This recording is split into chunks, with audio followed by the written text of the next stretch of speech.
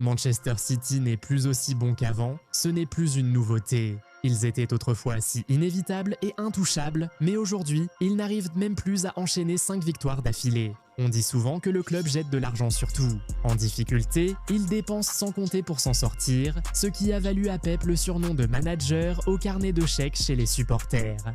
Aujourd'hui, malgré leurs dépenses pour les joueurs, cela ne semble plus suffire. Que se passe-t-il?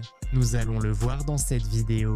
C'est pourquoi l'argent ne résout plus les problèmes de City. Tout d'abord, soyons honnêtes, le marché des transferts est désormais complètement ruiné. Il y a 10 ans, 100 millions suffisaient pour acheter 3 joueurs prometteurs pouvant devenir de classe mondiale avec un peu de guidance. Aujourd'hui, tout est tellement exagéré que même des joueurs médiocres partent pour des sommes énormes. Donc, sur le papier, on dirait que City dépense toujours au même niveau qu'avant, mais en réalité, ce n'est pas le cas, parce qu'ils obtiennent maintenant des joueurs de moindre qualité pour la même somme qu'ils dépensaient auparavant.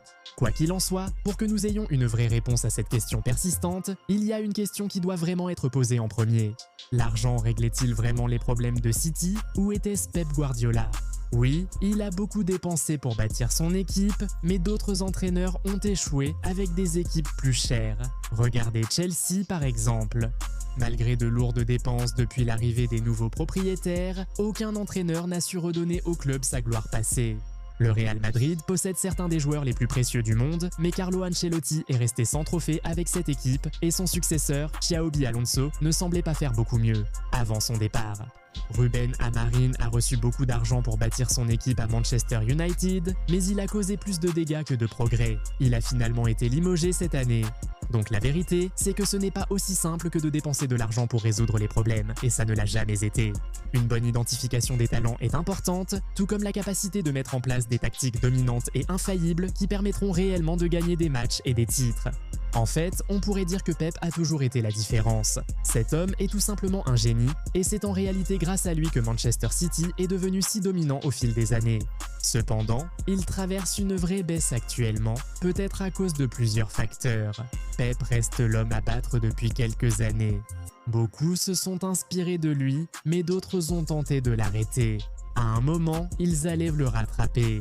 C'est ainsi que fonctionne le monde. Messi et Ronaldo ne sont plus numéro 1. Tiger Woods et Lewis Hamilton ne sont plus numéro 1. Bill Gates n'est plus numéro 1. Leurs homologues plus jeunes les ont depuis remplacés. C'est probablement ce qui arrive à Pep en ce moment.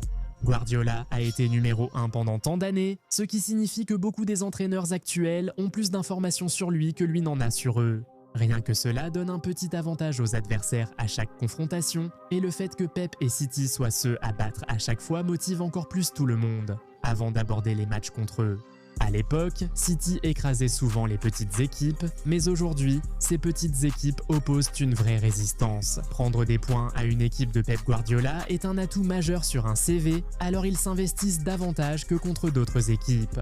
Cette baisse pourrait aussi venir du manque d'idées de Pep Guardiola, qui a toujours cherché à faire évoluer son jeu pour rester imprévisible.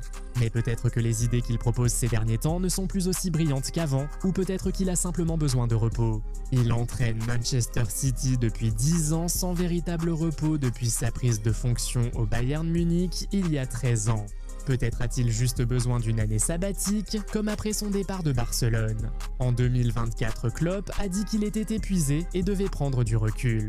Il est donc tout à fait normal que les entraîneurs ressentent cela, surtout après des années à gérer des joueurs de haut niveau et à faire face à autant de pression.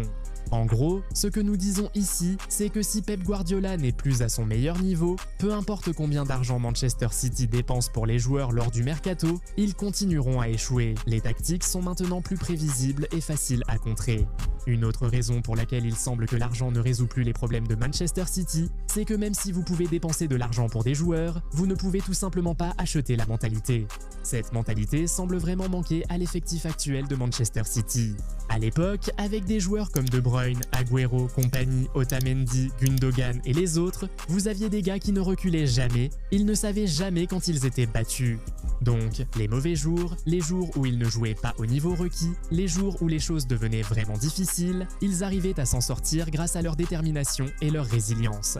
C'est pourquoi ils ont pu accomplir de nombreux moments impossibles, comme le but collectif contre Leicester City, la victoire in extremis d'Agüero face à QPR, ou la remontée décisive de De Bruyne et Gundogan pour gagner le championnat contre Aston Villa. Tout cela était dû à la mentalité de ces joueurs individuels, en fait, même la période où ils sont restés parfaits de février jusqu'à la fin de la saison, pour décrocher le titre de Premier League, alors que Liverpool leur soufflait dans le cou en 2019, cela tenait en partie à une mentalité très forte.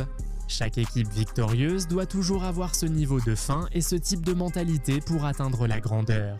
Mais tout cela semble manquer à ce groupe actuel de nos jours. Dès que Man City rencontre un problème, on a l'impression qu'ils n'arrivent tout simplement pas à s'en sortir.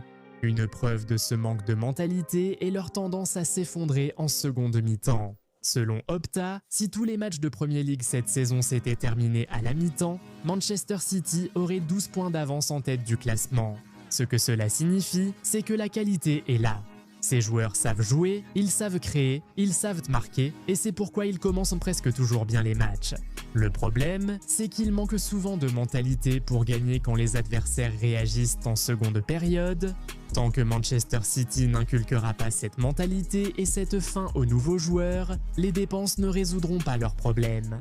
Enfin, la pression dans laquelle se trouve Pep ne fait que compliquer les choses de plus en plus. Beaucoup d'achats qu'il fait maintenant sont réalisés sous pression. Ils veulent une solution rapide, alors ils se précipitent et achètent un joueur en forme sans faire les recherches nécessaires. C'est simplement une recette pour encore plus de désastres.